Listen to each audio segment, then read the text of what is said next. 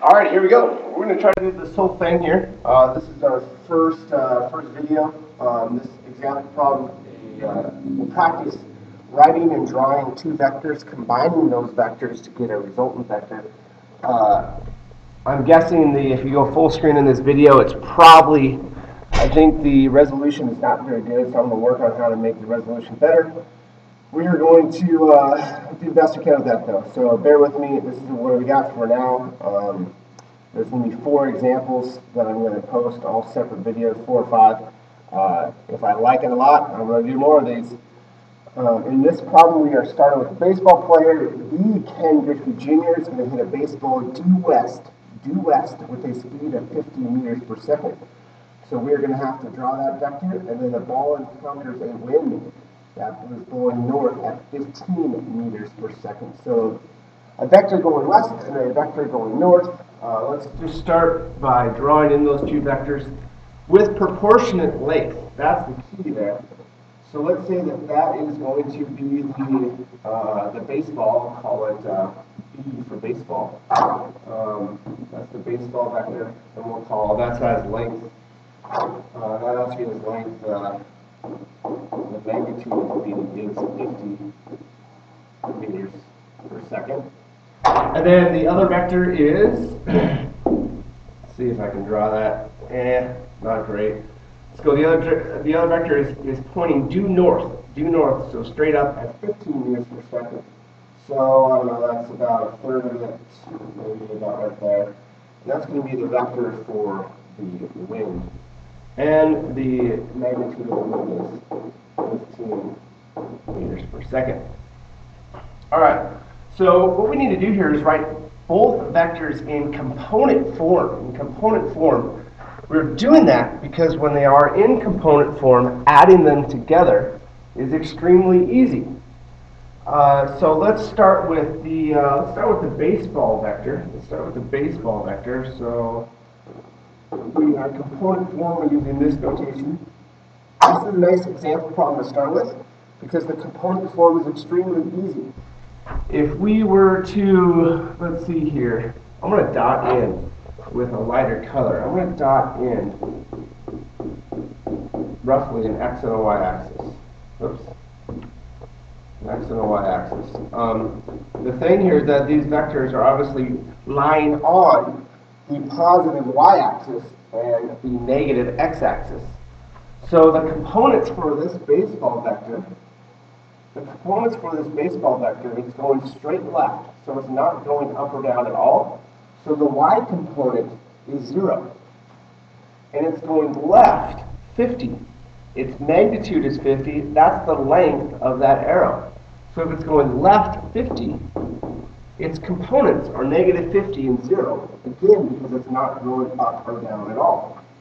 The wind vector, the components for the wind vector are just as easy.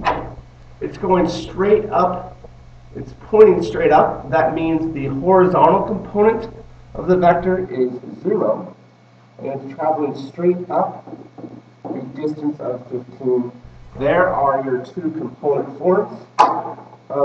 When vectors are not horizontal or vertical, they can be, it's a little trickier, just some calculations involved there to find the component form. But once we have the component form, all we're doing is adding them together to combine the vectors of the baseball and the wind. So when we add them together, very simple, still in component form. Negative 50 plus 0 is negative 50. Oops. Negative 50. And then 0 plus 15 is 15. My handwriting looks like some here. That's okay. So there's the components of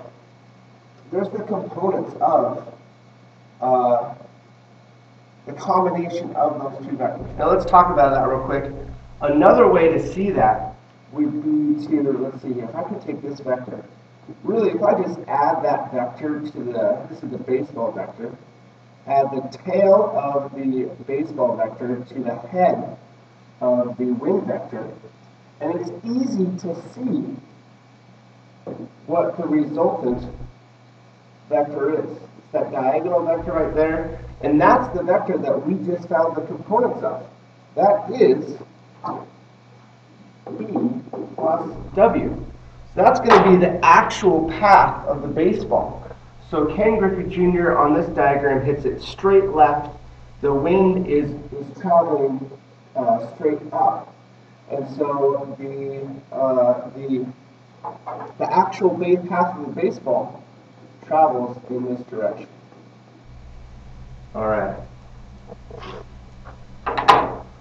So next step and last thing is we just need to find, I want to find the actual velocity of this baseball, and that's going to be the magnitude of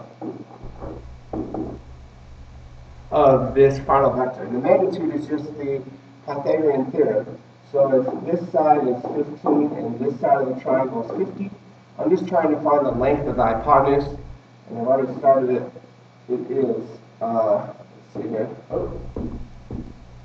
There we go. So this is 15 and this is 50. And so the length is just the Pythagorean theorem. It's going to be 50 squared plus 15 squared. You notice I ignore the negative sign of the 50 just because we're squaring it. So I don't care about that negative sign, and it might help avoid some mistakes. And if I plug that into my calculator, I get a distance or a speed of 52.2 meters per second. So what's interesting about that is even though the wind is blowing perpendicular to the intended path of the baseball, the speed of the baseball, the velocity of the baseball increased from 50 to 52. So the wind actually aided in the velocity of the baseball. The baseball is now traveling faster. And if I wanted, this question doesn't ask for it, but if I wanted to simply find the direction that it's traveling in, no problem. I've got a triangle already made here. Let's see here. I think I can find that angle pretty easy just by saying that, oh, well, the tangent of that angle, called theta, is the opposite side, which is 50, over the adjacent side, which is 15. And then the angle is going to be equal to the inverse tangent of 50 over 15. Let's see if I've got that answer. Yeah, 73.3 degrees.